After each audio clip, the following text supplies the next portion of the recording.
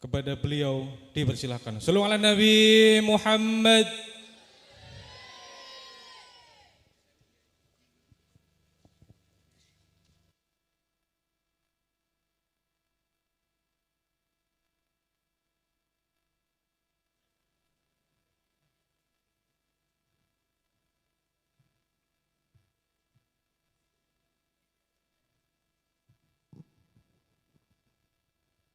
Assalamualaikum warahmatullahi wabarakatuh.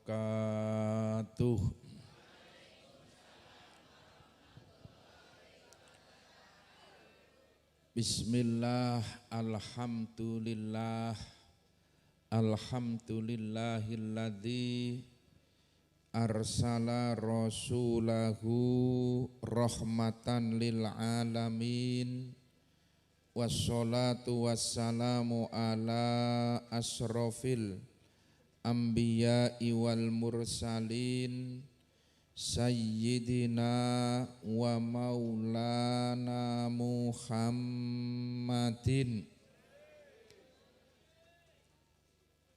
wa ala alihi wa ashabihi ajma'in, amma ba'd.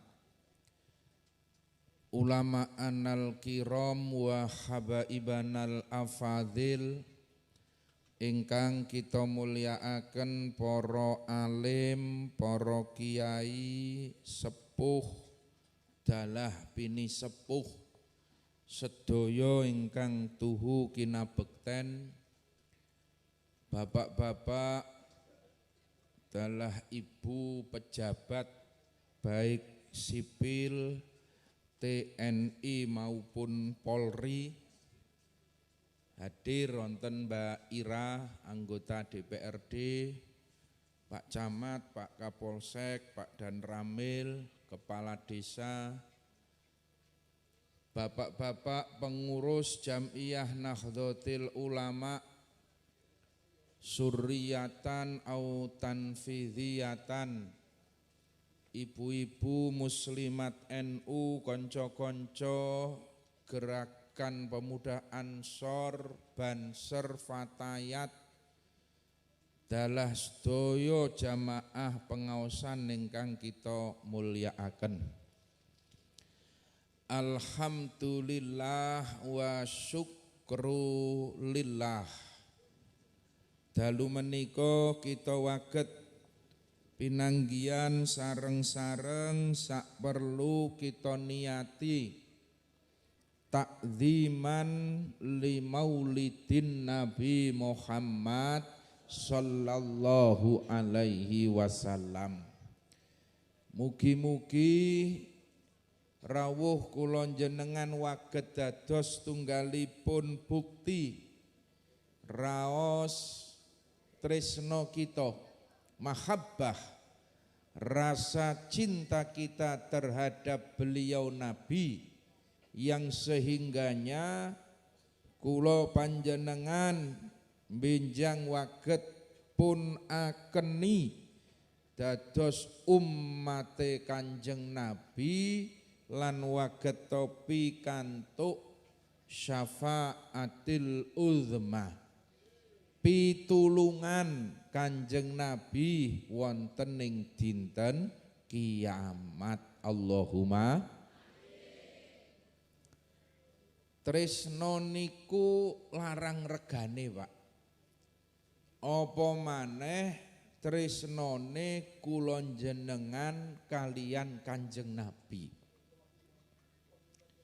Diriwayatkan jadi teng Quran niku ngeten. Kalau ada nama-nama yang disebut dalam Al-Quran, itu pastilah nama yang luar biasa. Baik luar biasa solihnya atau solihah, saking apike, seperti nama para nabi. Nabi kita Muhammad sallallahu alaihi wasallam.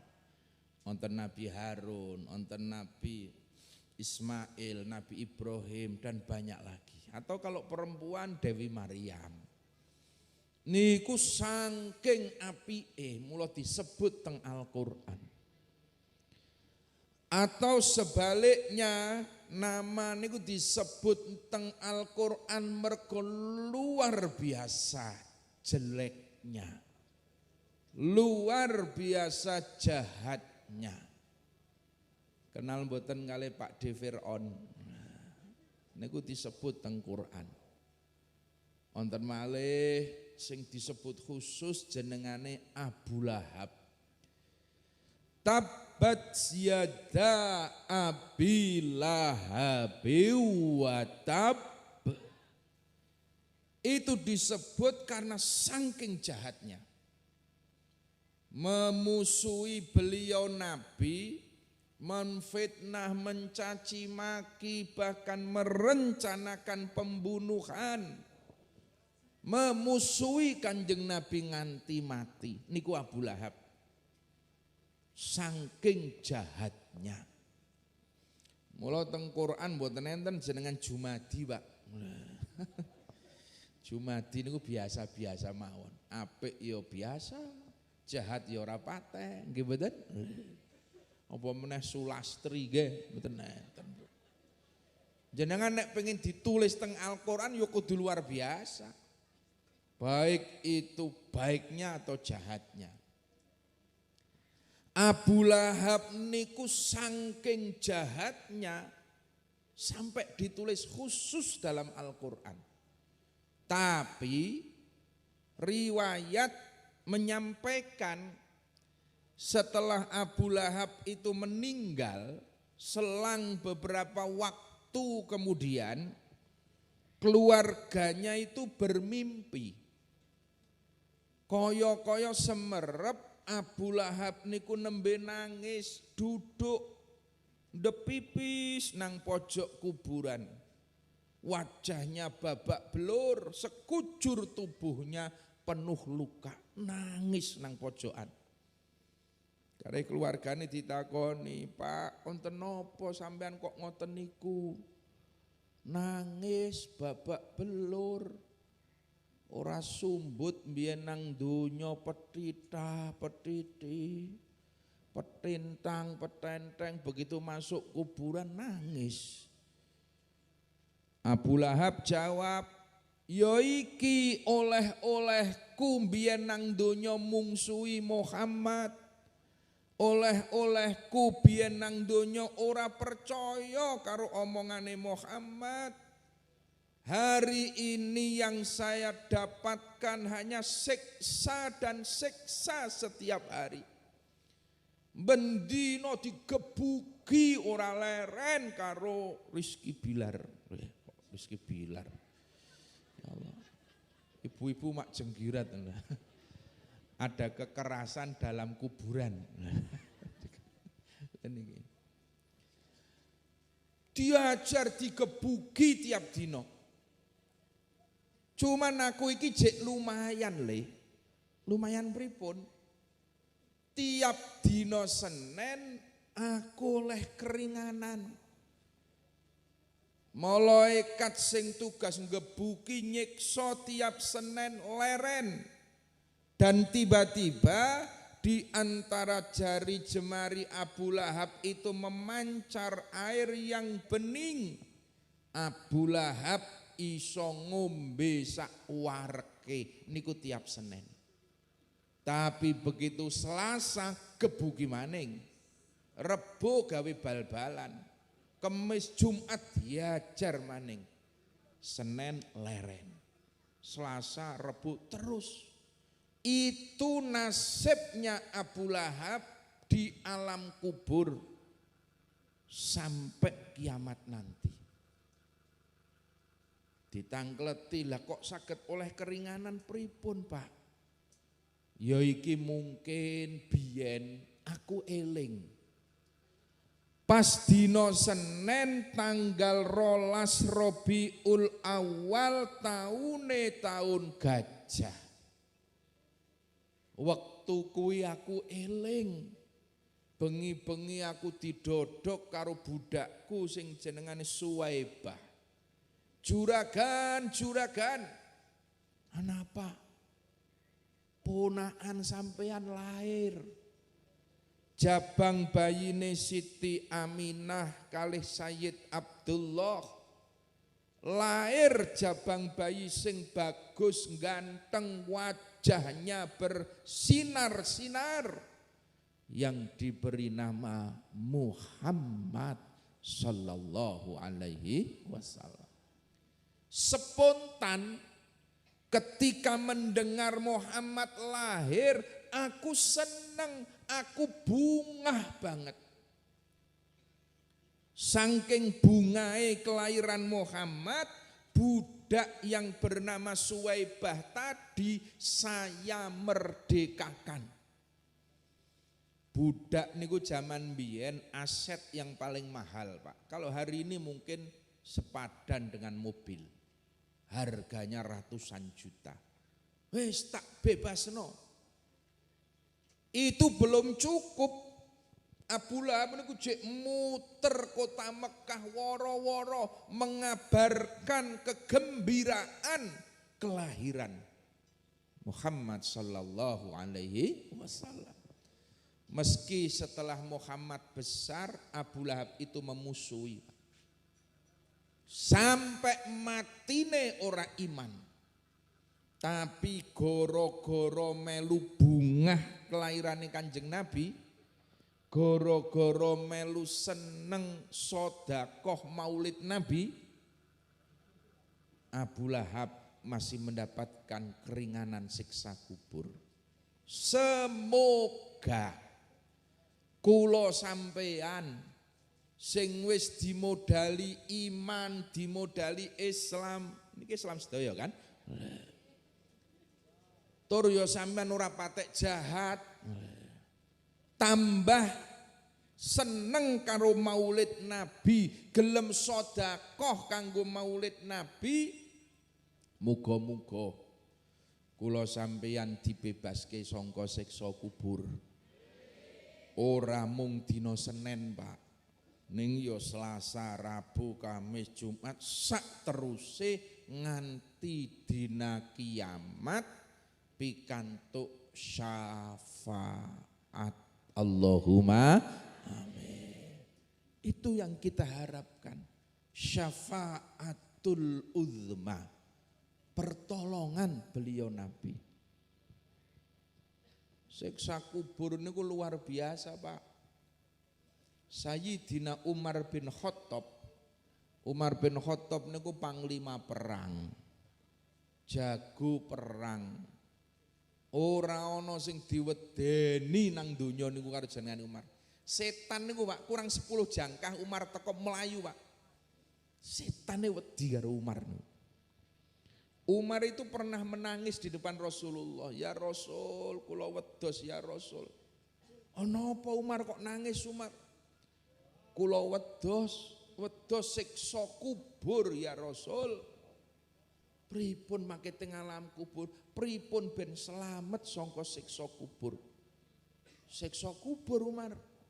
Apa sira ora wedi karo siksa neraka? Mboten. Kula wedhos siksa kubur. Neraka si jembar Kanjeng Nabi kathah kancane. Dikebuk mlayu-mlayu aja iso. Kuburan lho cilik. Nang kuburan dhewe diajar malaikat gebal-balan. Kados napa Kanjeng Nabi? Itu siksa kubur. Ya, yang diharapkan adalah pertolongan beliau Nabi. Saestu niatono sing ikhlas jenengan maulid Nabi. Aja mung sak derma rame-rame. Sing ikhlas tresno karo Kanjeng Nabi. Niki iso dadi ganjaran sing gedhe, iso nekake syafaat pertolongan beliau Nabi. Allahumma amin. Ibu-ibu pengen mlebu swarga mboten, Bu? Swarga niku tak kandhani. Ketika masuk surga, sampeyan akan melihat di setiap tiangnya surga, dinding-dinding surga, itu nanti akan tertulis Allah sebelah kanan, sebelah kirinya pasti tertulis Muhammad Rasulullah. Nabi Adam alaihi salam sampai terheran-heran. Nabi Adam kan penghuni surga pertama, Pak, kiambaan. Terus tidak lama kemudian dikancani Ibu Hawa. Niku gumun, Muhammad iki sapa iki? Kok mulia sekali, namanya tertulis berdampingan dengan nama Allah. Sampai Adam akhirnya matur kalian Allah, Gusti Muhammad niki sinten Gusti? Kok mulya temen asmane saged sesandingan kalian panjenengan? Lantas Allah menjawab dalam hadis qudsi. Hadis qudsi niku Bu, dawe Allah yang tidak termaktub dalam Al-Qur'an. Niku jeneng hadis qudsi. Allah dawuh Adam sira ora kena meri. Muhammad kui kekasihku, Muhammad kui calon nabi akhiruz zaman. Bahkan Allah berkata, laula Muhammad ma khalaqtuka. Seandainya aku tidak menciptakan Muhammad, ma khalaqtuka, maka aku tidak akan menciptakan kamu Adam. Jadi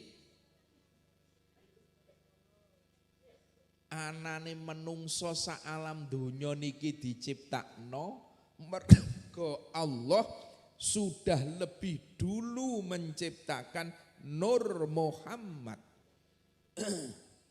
Lah nek Adam ora diciptakno lah awak dhewe mboten nenten nggih Bu nggih. Musabbibul asbab. Allah mengatakan laula Muhammad wala khalaqtul jannah. Seandainya aku tidak menciptakan Muhammad, maka aku tidak akan menciptakan surga, kata Allah. Surga dengan segala kenikmatan keindahannya diciptakan oleh Allah karena Allah sudah menyiapkan calon penghuni mulia. Beliau Muhammad sallallahu alaihi wasallam. Jadi swarga niku Pak, umpamane ana sertifikate. Sertifikatnya tunggal atas nama Muhammad sallallahu alaihi wasallam. Kula jenengan nek kepengin mlebu swarga ya harus berbaik-baik dengan Kanjeng Nabi. Kudu nderek dawuh-dawuhe Kanjeng Nabi, kudu taat perintahe Kanjeng Nabi. Karena posisi kula sampean iki ming nebeng. Sekali lagi, nebeng, Pak. Allah menciptakan surga untuk beliau Nabi. Sing darep-arep umat salam donya niku syafaat, Pak. Pertolongan beliau Nabi. Rahmatnya Allah yang diharapkan.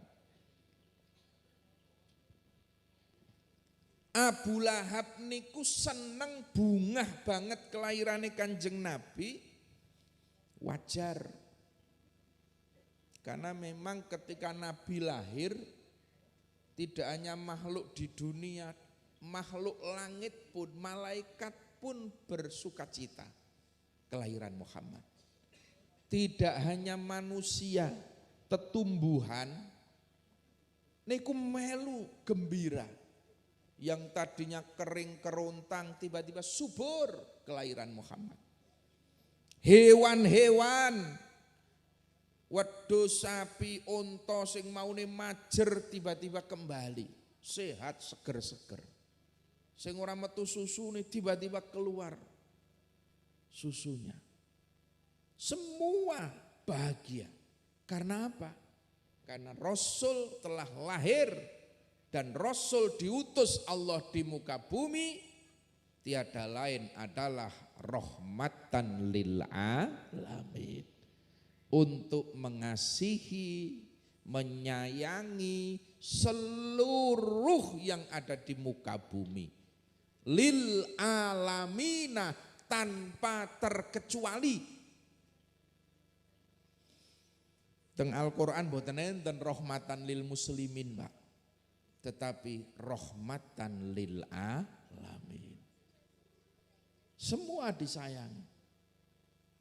Ketika Rasulullah niku masih anak-anak, kabeh wong seneng, bocah cilik bagus, ganteng, bocah akhlake apik, karo wong tuwa ngajeni, bekti, ora tahu goroh. Karena beliau itu sejak kecil sudah dijaga oleh Allah, maksumun, tidak pernah berbohong, tidak pernah berbuat salah. Manusia suci. Ketika menginjak remaja, tambah ledo seneng. Mergo orang mung trimo bagus, akhlake apik, ketok fatonah, ketok kepinterane, kecerdasane, ketok sidik, Muhammad itu bisa dipercaya. Mulai terlihat, Pak, meski belum diangkat jadi nabi. Karena Kanjeng Nabi itu ketika sejak kecil, usia belasan, niku wis diajak pamane Abdul Muthalib dagang keliling. Karena lahir yatim piatu. Cek mending sampean lahir cek menangi ibuke. Lahir menangi bapake. Kanjeng Nabi lahir itu yatim piatu. Dimong karo pamane. Diajak dagang, diajari dagang, muter-muter. Ketika remaja Rasulullah sudah mulai mahir berdagang. Bahkan sudah mulai muter ke seluruh jazirah Arab. Kalau hari ini mungkin ya koyok sales, Pak, Kanjeng Nabi mbiyen nyeles. Mula jenengan aja nyepeleke profesi sales, itu sunnah Rasul. Yo serius niki, Pak. Kanjeng Nabi dagang. Ketika usia 20-an tahun beliau masuk di pasar Mekah, namanya sudah masyhur, harum sebagai pengusaha sukses, anak muda yang jujur, anak muda sing akhlake apik. Akhirnya nopo? Akeh wong sing ngejak bisnis.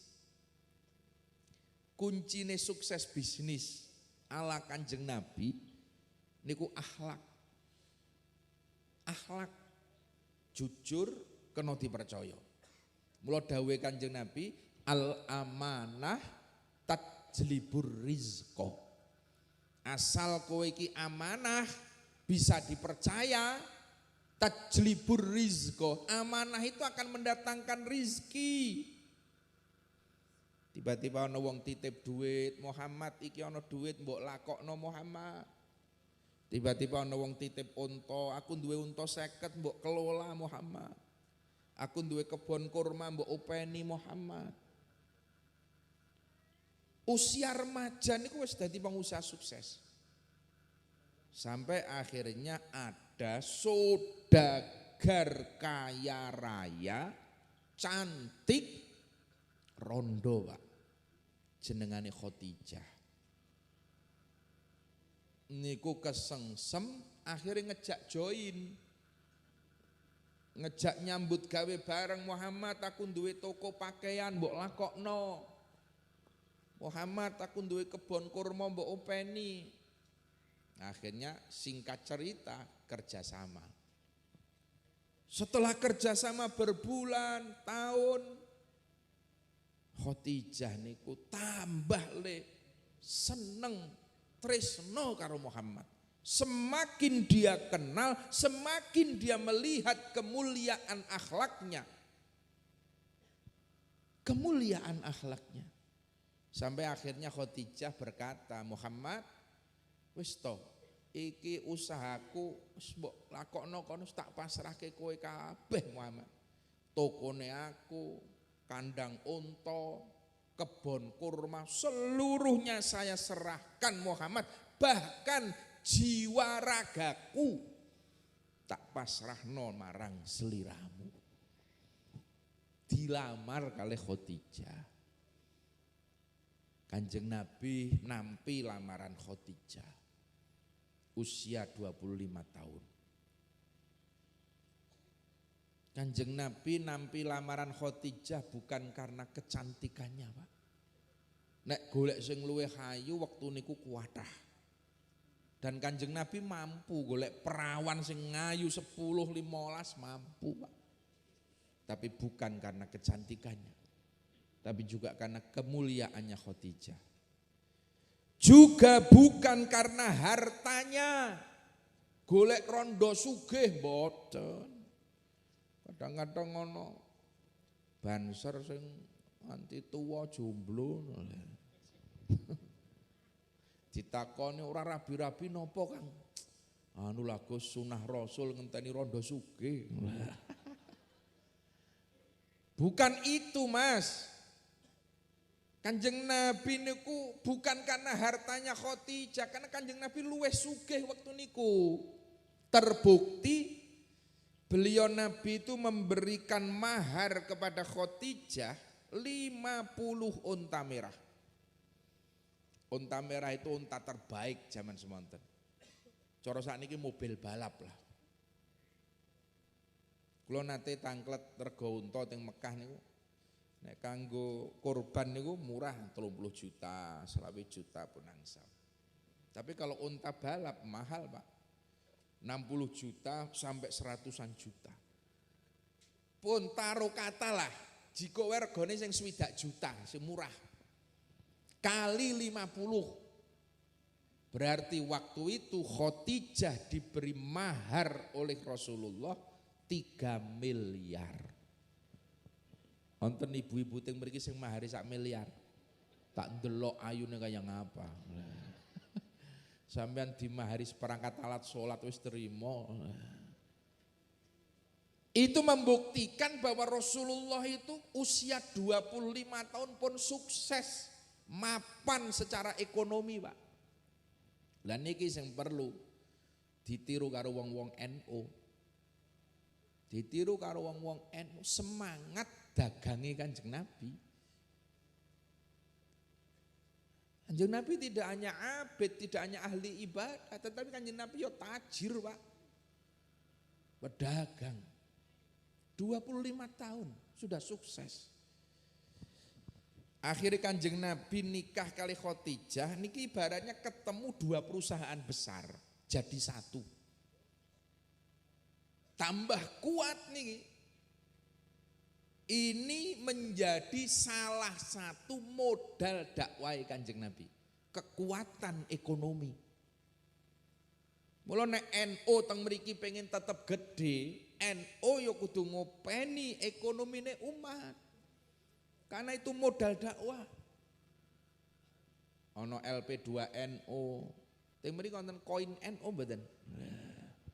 Diopeni niku modal dakwah. Koin NU engko gede iso gawe koperasi NU Mat. Aja mung Alfamart wae lah. Indomat wae. Kapan ono NU Mat? Itu loh, itu yang penting. Itu Rasulullah mengajarkan itu, Pak. 25 tahun sudah, itu menjadi modal dasar perjuangan. Wong-wong Mekah niku tambah letresno memuji Muhammad, mencintai Muhammad. Tapi Pak, begitu Kanjeng Nabi usia 40 tahun, beliau mendapatkan wahyu, mulai tugas dakwah, mengajak orang-orang menyembah Allah, meninggalkan berhala, mengajak orang-orang meninggalkan maksiat, taat kepada Allah. Mulai saat itulah yang tadinya mencintai berubah menjadi membenci. Yang tadinya memuja menjadi memaki. Muhammad, ora usah dakwah, dagang bae. Rika aneh-aneh. Wong Mekah iki seneng nyembah berhala, diajak nyembah pangeranmu sing ora katon. Mulai pada menghujat kepada beliau Nabi. Sing maune lengganane Kanjeng Nabi buyar. Sampai akhirnya Abu Lahab pamane Kanjeng Nabi wau sanjang Muhammad wonten napa Pak Lek? Wis to leren kowe le dakwah. Iki aku oleh laporan wong-wong pasar, kabeh gething karo sampean. Ngerasani mencaci maki kamu setiap hari Muhammad gara-gara kamu berdakwah. Udahlah, bisnis wae, gedhekke usahamu. Di rumah masih ada 5 peti emas, duit 5 peti. Ambil Muhammad, tambahan modal usahamu. Asal 1, berhenti kamu dakwah Muhammad. Jawab Kanjeng Nabi pripun? Pinten peti Pak? 5 peti uang emas. Mohon maaf, kula teng gudang tasih duwe 20 peti Pak. Jadi saya tolak tawaran. Saya akan tetap berdakwah karena itu tugas dari Allah. Setelah itu mulai Kanjeng Nabi teng Thaif niku diludahi. Bahkan Rasulullah dilempari batu sampai berdarah-darah. Abu Lahab sanjang malih Muhammad leren. Iki mau kepala suku nembe rapat. Rapat nopo? Nek kowe ora gelem leren, ngati-hati umurmu ora dawa Muhammad. Umurmu ora dawa. Kanjeng Nabi diancam dibunuh. Itu setelah Rasulullah dilempari batu. Tapi Rasulullah tidak bergeming. Kula pun pikantuk wahyu. Apapun resikonya akan saya hadapi demi mendapatkan ridho Allah. Itu resiko. Jadi seseorang itu ketika solihun, ketika orang itu baik, senang membantu, ramah, jujur, senang menghormati orang lain, ramah, jujur, senapa malih, senang ngutangi, wis sifat-sifat baik. Itu pasti orang-orang pasti akan menyukai, seneng kabeh. Tapi begitu naik kelas menjadi muslihun, nek sing ngaji ngerti Pak. Solih itu maknanya orang baik, muslihun orang yang memperbaiki keadaan.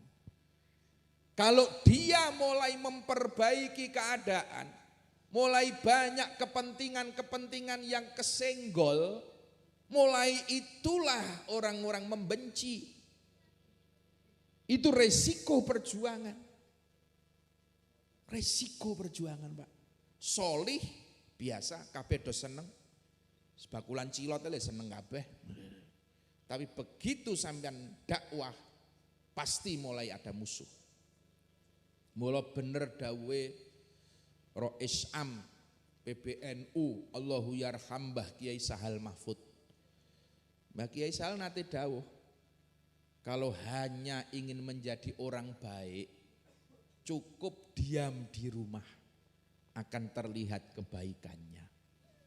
Tapi kalau ingin menjadi orang yang bermanfaat, keluarlah, berbuatlah sesuatu, berjuanglah, pasti akan menempuhi banyak rintangan dan godaan. Itu namanya perjuangan. Kalau ingin jadi orang bermanfaat. khairun nas anfa'uhum linnas. Sebaik-baiknya manusia bukan orang yang paling sugih, bukan orang yang paling ganteng, bukan orang yang paling cantik, bukan orang yang paling kuasa, bukan yang paling pinter, bukan. Tapi sebaik-baiknya manusia adalah orang yang bermanfaat untuk sesama. Khairun nas anfa'uhum linnas. Ini loh Pak, berjuang nih loh. Yang penting banget, meski ada resikonya Pak. Wong-wong saat ini ora do gelem njupuk resiko. Ora do gelem njupuk resiko, golek amane wae. Kiai-kiai nggih ngoten. Punlah kiai ngaji mawon. Kalih bakulan teng pasar. Aman kiai. Mboten usah kampanye. Ora usah politik-politikan. Wah, mangke nek sampean berpolitik malah disengiti kali wong-wong. Jamaah buyar mangke kiai. Wonten sing cok omong ngoten niku, Pak. Kathah, Pak. Kathah.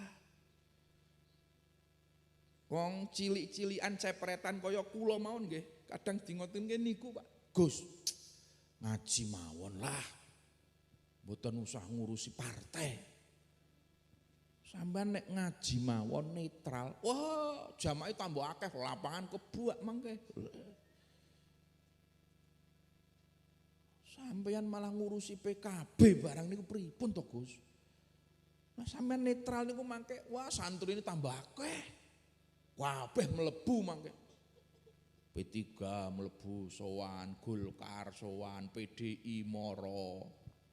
Apa malih Nasdem, Gerindra teko. Wah, kanan kiri oke. Oleh kabeh sampean. Banyak yang seperti itu. Tapi apakah cukup kita hanya diam? Wa tamamul imani bil jihad. Sempurnakanlah imanmu dengan jihad. Sholat tok 5 waktu jamaah, zakat, poso, haji, umroh berkali-kali. Tidak akan sempurna imanmu kecuali kamu harus berjihad. Kata Rasulullah seperti itu. Jihad niku jangan dimaknani harus membawa pedang. Jihad itu jangan dimaknani harus perang.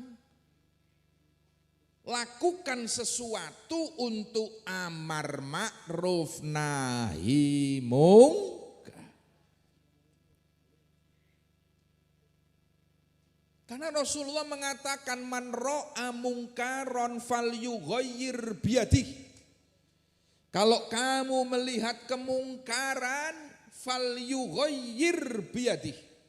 Rubahlah dengan tanganmu, dengan kekuasaanmu. Pak polisi, Pak tentara punya kekuasaan.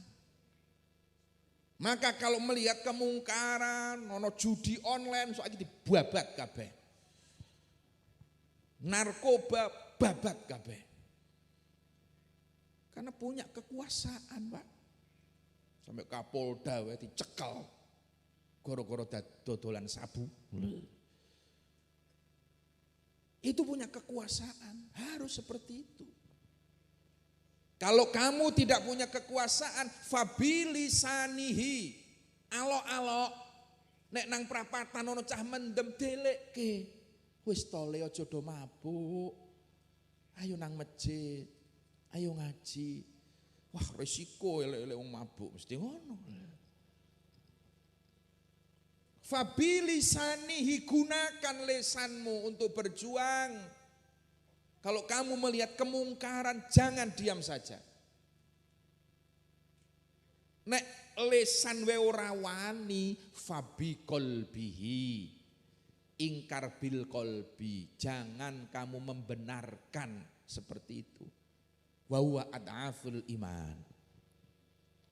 Lah jihad yang utama hari ini, yang efektif memang melalui politik. Kados Mbak Ira niki lho. Mbak Ira begitu melebu nyalon DPR, ya mesti akeh sing sengit. Nggih napa mboten? Tapi yo akeh sing milih. Ana sing sengit, ana sing seneng, ya wajar. Lha kok ming kelase kula, kelase Mbak Ira, kelase jenengan, Rasulullah orang yang maksum saja, yang tanpa dosa mbiyen yo akeh sing sengit. Nggih napa mboten? Apa maning ming kelase kados kula sampeyan sing akeh dosane. Lah niki harus dipahami. Nahdlatul Ulama, Ahlus Sunnah wal Jamaah, ini harus kita jaga bareng-bareng, Pak. Kudu dijogo. Mula tugas pengurus NU ini kan riayah. Riayah Ahli Sunnah wal Jamaah. Riayah watoniyah, menjaga NKRI. Jogo Ahlus Sunnah itu pejuang semua. Jihad, berjuang jogo NU. Ono sing jihad lewat TPQ, lewat pengajian. Nggih napa mboten? Jihad lewat ngopeni pondok pesantren. Jihad lewat ngopeni majelis taklim. Jadi taklim wa ta'allum itu menjadi ladang jihad kita. Ladang jihad kita. Aja urip kok mung gawe golek dhuwit tok ora ana perjuangane. Jihad jenengan ngopeni muslimat NU. Muslimat diopeni sing tenanan niatono jihad fi sabilillah. Jihad nanggon banser. Ada juga yang jihad secara ekonomi. Ayo gedhekke usahane sampean. Nek sugih duwite kanggo berjuang. Iqla'i kalimatillah. Juga ada yang jihad melalui politik. Niki penting. Krana ad-dinu wal mulku tau amani. Imam Ghazali menyampaikan bahwa agama dan kekuasaan ini tau amani sebagaimana saudara kembar. Ad-dinu al-aslu, agama itu adalah pondasi. Wal mulku, kekuasaan itu al-haris, yang menjaga agama. Tidak bisa dipisahkan agama dan politik dan kekuasaan.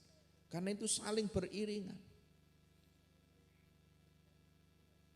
Nek agama kok ora ana pondasine ya moyak-mayik. Politik tok tanpa ada agama ya ladoke ora ono gunane, Pak. Tapi agama tanpa politik ya bahaya. Ini harus dijaga Ahlus Sunnah wal Jamaah ini. Lah sekarang semua itu regulasi, Pak, undang-undang. Lah berjuang niku piye gawe undang-undang yang menguntungkan Ahlus Sunnah wal Jamaah. Mulai perda sampai ke perpres. Besok hari Sabtu kita memperingati Hari Santri Nasional. Kalau tidak diperjuangkan sopo sing areng kelingan karo Hari Santri. Nggih napa mboten? Itu diperjuangkan oleh PKB, mulai kita ngadakan napa jenenge parade dari Banyuwangi sampai Jakarta. Terus kita usul ke Presiden Jokowi dan Presiden Jokowi mengapresiasi, menetapkan 22 Oktober menjadi Hari Santri Nasional. Tapi nek meneng wae ora ono sing merjuangke ya ora kelakon. Padahal perjuangannya santri kiai niku luar biasa, Pak. Hari ini kita mengenal 10 November sebagai Hari Pahlawan Nasional. Hari Pahlawan Nasional itu yang dikenal ming Bung Tomo tok. Coba takon Caca SD nih pelajaran sejarah. Bung Tomo, pahlawan nasional, merdeka. Di balik 10 November, kalau tidak ada peristiwa 22 Oktober, tidak mungkin ada 10 November. Jadi mbiyen niku Indonesia merdeka tahun 45. Belanda sekutu waktu niku belum mengakui Pak kemerdekaan kita. Maka akhirnya Belanda masuk lagi ke Indonesia, bonceng pasukan Nika, turun di Surabaya.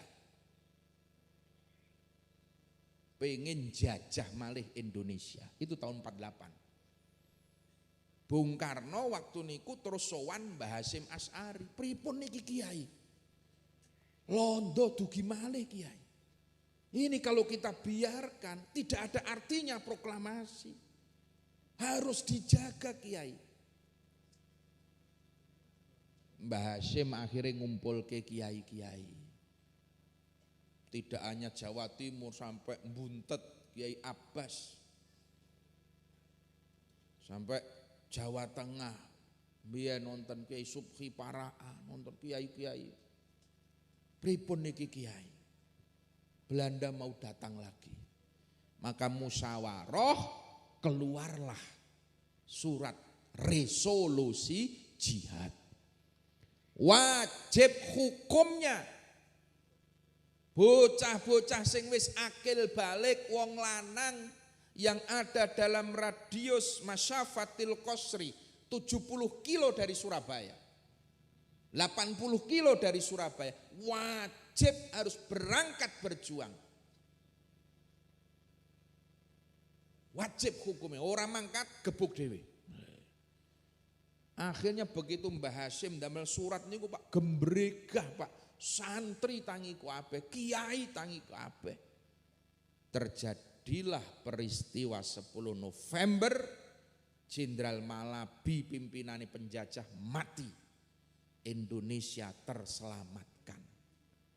Coba kalau tidak ada 10 November Pak, mungkin hari ini kita tidak akan ketemu Pak. Itu berawal dari resolusi jihad. Tapi kok sing ditulis ming Bung Tomo tok. Ora ono Mbah Hasyim Asy'ari, wonten Mbah Kiai Abbas Buntet. Biyen niku wonten Mbah Kiai Abbas Buntet, wonten Mbah Kiai Pasuruan niku sinten asmane kula kok supe. Mbah Kiai Abbas niku biyen bagian jaga langit. Montor mabur niku mbiyen diwacakno bismillah dislentik pecah Pak ambrol. Wonten Mbah Kiai Allah kula kok supe Pasuruan niku karo Mbah Hasyim di bagian tugas jaga laut. Terus do nyuwukke bambu runcing nanggon Mbah Kiai Subhi Paraan. Lho sakniki bocah-bocah niki nek 17 Agustus pawe mesti nggo bambu runcing nggih mboten? Tapi apa ngerti mbiyen sejarah bambu runcing itu dari kiai. Tidak ada yang menghargai itu Pak. Alhamdulillah begitu reformasi semua terbuka. Sekarang ada Hari Santri Nasional. Itu penghargaan kontribusi para kiai dan ulama santri terhadap Indonesia. Nah, perjuangane kiai-kiai niki kudu diteruske. Diteruske Pak. Ojo leren. Piye dijogo? Nggih wau nika lewat pengajian, lewat ekonomi, lewat politik untuk menjaga Ahlus Sunnah wal Jamaah. Mula Nahdlatul Ulama melahirkan Partai Kebangkitan Bangsa untuk menjaga Ahlus Sunnah wal Jamaah. Saniki niki berat Pak nek ora dijogo saestu. Kula paringi contoh sing sederhana mawon. 2 tahun yang lalu ketika pemerintah provinsi mau membikin program full day school. Kalian kan buatan full day school. Sekul goreng apa? sekul godhok ya. Jadi bocah-bocah niku sekolah kan 6 hari sampai Sabtu, nggih mboten? Niku karepe Pak Ganjar arep diringkes dadi 5 hari. Dino Setu, dino Minggu, prei tujuannya apa? Agar wisatanya semakin hidup, ekonomi semakin meningkat. Apik kayane tujuane. Tapi ini bahaya. Bahaya bagi madrasah diniyah. Kenapa nanti bocah-bocah niku sekolah dipadatkan sing biasanya jam 1 mulai, jam 3 lagi mulai. Nggih mboten? Nek jam 3 metu saka sekolah tekan ngomah jam 5 sore. Apa isih kok berngaji nang masjid? Madrasah diniyah buyar kabeh. Ada 13.000 maden di Jawa Tengah, Pak. Itu terancam gulung tikar. Maka waktu itu NU resmi menolak program full day school. Damel surat, kirim ke gubernur. Ternyata ijeh diajak rembugan. Nanti pengajiannya gini loh Kiai, tidak kita hilangkan. Justru madenya kita masukkan di sekolah. Guru-gurunya maden kita ajak ke sekolah. Jam 6 pagi sampai jam 7 ngaji dulu. Koyone apik ya. Tapi tidak semudah itu, Bro. Ora iso guru-guru ngaji kon mlebu nang sekolah jam 6 esuk lho. Mboten iso. TPQ kon buyar. Ndak bisa, Pak. NU tetap nolak. Akhirnya terus NU nganake demo. Demone wong NU niku istighosah. Mbah Kiai Ubaidillah Sodakoh Rois PWNU Jawa Tengah itu sampai munggah truk, Pak. Mimpin demo nang Simpangnya menolak full day school. Tapi ternyata juga belum ada ketegasan. Durung diberhentikan. Sampai akhirnya Mbah Ubed nimbali kula sak kanca-kanca PKB. Pripun niki Gus? Kula matur, Kiai, full day school itu kebijakan politik, Kiai. Tidak cukup dilawan nganggo tahlilan. Tidak cukup dilawan nganggo istighosah. Harus dilawan dengan politik. Akhirnya pun monggo NU tetap istighosah, demo monggo. Tapi kita akan melawan. Akhirnya PKB sak Jawa Tengah bikin surat penolakan tiap kabupaten sampai ke pusat. Bahkan waktu niku kula emut, kula nderekke beberapa kiai sepuh sowan Pak Jokowi. Panggih Pak Jokowi. Saya sampaikan waktu itu, Presiden mohon maaf. Kula kalih kiai-kiai niki kala wingi bantu jenengan. Bantu panjenengan. Tujuane nopo? Kiai-kiai ini mung badhe titip NU lah. Badhe titip pondok pesantren, titip maden. Lah niki jenengan dadi kok malah maden aja dipateni niki pripun? Loh, wonten napa Gus? Pak Jokowi kaget. Lah ngeten. Oh nggih mangke tak rembuke. Mangke tak rembuk karo Mas Ganjar. Akhirnya begitu kita tolak, kita lawan. Alhamdulillah Pak. Hari ini Madin tasih urip to. Nggih napa mboten? TP kita tasih mlaku nggih Bu nggih? Itu hasil perjuangan politik. Mula aja disepelekno niku. Yang menjaga akidah Ahlussunnah wal Jamaah kita ini Pak. Kula wingi diundang Hol Sohibud Dalail Syekh Sulaiman Ad-Jazuli teng Kudus ngene Gus Badawi nuwun ijazahan dalail. Kula matur. Kula alhamdulillah nate ziarah teng Maroko. Makome Sohibud Dalail. Kula niku mbayangke begitu sampai Casablanca medun arep ziarah mbayangke wah makome Sohibud Dalail mesti paling ora kaya ngampel lah. Gede Padang. utawa kaya Gunung Jati rame, ngarep mesti bis-bis kebak, parkiran rame. Tapi begitu tekan mriko goleki makome mumet ra karuan. Kula ngajak mahasiswa Maroko tak jak goleki makome, ora nemu Pak, munyer hampir berapa jam. Akhirnya ketemu makomnya itu di belakang pasar. Cilik ora diopeni Pak. Ya Allah, iki makome aulia ilah. Makom wali kok ora diopeni. Kotor berdebu, arep wudu ora ana banyu. Ya Allah. Akhirnya wudu ngangge aqua ngenten iki. Bayangan iki makome rame, akeh wong ziarah, sepi ora ana wong ziarah, Pak. Mubeng ana wong siji nang pojokan maca dalail. Kula cedhaki. Kaya wong Indonesia, dari mana? Kebumen. Walah, Kebumen sampean ki. Sing wong Maroko dhewe iki ora ana sing ziarah, Pak. Padahal makom Soibu Dalail, Dalail niku pengamalnya ratusan juta, Pak. Kenapa bisa terjadi seperti itu, Pak? Kula takon kali kanca mahasiswa niku. Dulu ketika sultan yang keberapa di Maroko itu, dulu itu hal Sohibud Dalail di Maroko besar-besaran, Pak. Geden-gedenan dianake hal tiap bulan nopo, makomnya rame, banyak peziarah. Tapi begitu berganti rezim, kekuasaan, penguasaan ini ku ganti sultan.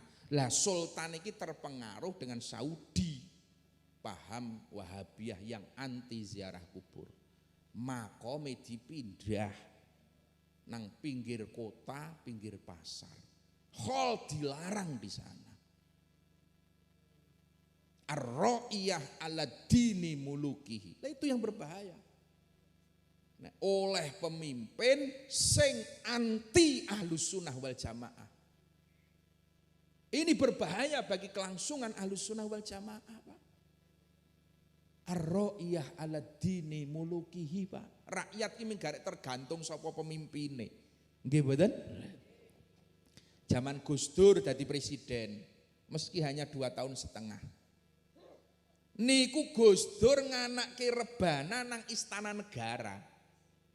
Langsung pendopo gubernuran nganake solawatan, kabupaten nganake, tekan kecamatan kelurahan kabeh solawatan. Mergo niru presidene. Nggih mboten?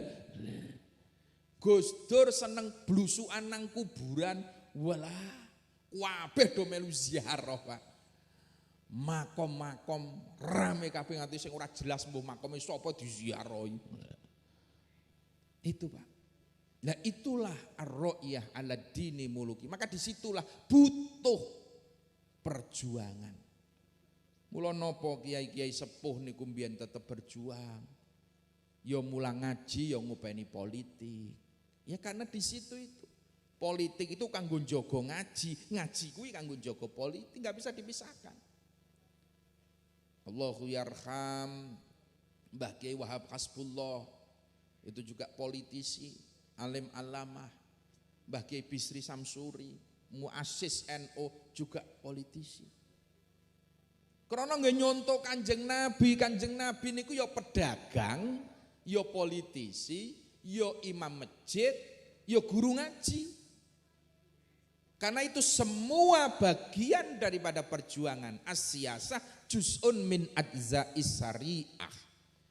Mila monggo kula ngajak diperjuangke Nahdlatul Ulama, diperjuangke Ahlus Sunnah wal Jamaah niki, dijogo bareng-bareng. Putra-putrane dokon ngaji dipondokke nggih Bu nggih. Kembalikan anak-anak kita ke pesantren. Karena dari pesantren itulah anak-anak akan mendapatkan akhlakul karimah. Bocah-bocah arep dadi sing solih solihah. Aja mung sekolah tok. Bocah nek di sekolah ke tok tanpa ngaji, fantadhirus sa'ah, tunggu saat kehancurannya. Bocah-bocah paling dadi wong pinter tok, tapi kelakuane ora bener. Indonesia ora mung butuh wong pinter, Indonesia butuh wong bener. Pun putra jenengan lebokke nang pesantren, ngaji, sekolah monggo, tapi di pesantren. Setahun, 2 tahun, 5 tahun, 6 tahun, lulus SMA. Setelah itu monggo, bocah kene imane wis kuat, akhlake apik, monggo. Dadekke polisi, lebokke nang Akpol, dadi jenderal polisi sing jejeg, sing amanah. Allahumma amin. Pengen dadi jenderal TNI, gawa nang Magelang, lebokke nang Akmil, ngisor Gunung Tidar niku Kawah Condro Dimuka, nyetak jenderal sa Indonesia. Masukkan situ, tapi berangkat dari pesantren, akhlake sik dandani. Putra jenengan pengen dadi dokter, monggo. Tapi pondasi iman akhlaknya diperkuat. Lebokke fakultas kedokteran Unsud sing cedak mriku monggo. Undip monggo. NU butuh seperti itu. Putra jenengan arep dadi pengusaha, silahkan. Tapi bekali iman akhlaknya. Ojo ming sekolah tok. Bocah nek ming sekolah tok ora ono agamane, alah. Ning dadi rusak tok mangke ngrusak negara niki mangke. Bahaya, Pak. Bahaya. Paling ming dadi wong pinter tapi kelakuane ora Indonesia niku pun kakean wong pinter. Sing angel golek wong bener.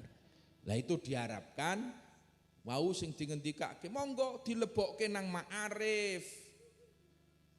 MI sanawiyah, aliyah ma'arif tapi di pesantren. Nek nang pesantren niku minimal Pak, salat 5 wektune kopen bocah-bocah niku. Karena di pesantren anak-anak wajib berjamaah.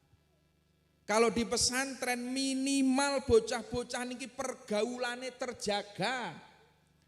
Bocah ora do kluyuran. Awan bengi diwulang ngaji, diwulang tunggone kiai bunyai. Minimal niku Pak, akhlake kejogo. Kembalikan ke pesantren. Mangke nek wis rampung saka pesantren, sekali lagi silahkan pengen dadi apa putra sampean. Arep kuliah nang luar negeri, arep nang Akpol, nang Akmil, nang kedokteran. Silahkan. Insya Allah bocah-bocah niku akhlake kuat, agamane kuat, intelektualnya juga kuat. Bocah sing manfaat fid dini wad dunya hatal akhirah. Allahumma amin. Mugi-mugi barokah Maulid Nabi niki ndadoske kula njenengan sedaya tambah istiqomah ibadahipun, diparingono rezeki sing halal barokah, putra wayah sing solih solihah. Puncaknya muga-muga kula njenengan termasuk orang-orang yang husnul khotimah. Ala hadihin niyah al-fatihah. Bismillahirrahmanirrahim. Alhamdulillahirabbil alamin. Ar-Rahmanir-Rahim Maliki yaumiddin iyyaka na'budu wa iyyaka nasta'in ihdinas siratal mustaqim siratal ladzina an'amta 'alaihim ghairil maghdubi 'alaihim waladdallin amin. Bismillahirrahmanirrahim. Alhamdulillahirabbil alamin hamdan yuwafi wa yukafi'u mazidah. Ya Rabbana lakal hamdu kama yanbaghi li jalali wajhikal karim wa 'azimi sultanik. Allahumma salli wa sallim ala sayyidina Muhammad wa ala ali sayyidina Muhammad. Allahumma ighfir lana dhunubana khotoyana wa kaffir anna sayyiatina kullaha ya Allah. Allahumma rabbana atina fid dunya hasanah wa fil akhirati hasanah wa qina adzabannar wa adkhilnal jannata ma'al abrar ya aziz ya ghaffar ya rabbal alamin. Subhana rabbika rabbil izzati amma yasifun. Wassalamun alal mursalin walhamdulillahi rabbil alamin. Kathah kalepatan nyuwun pangapunten, akhiru kalam assalamualaikum warahmatullahi wabarakatuh.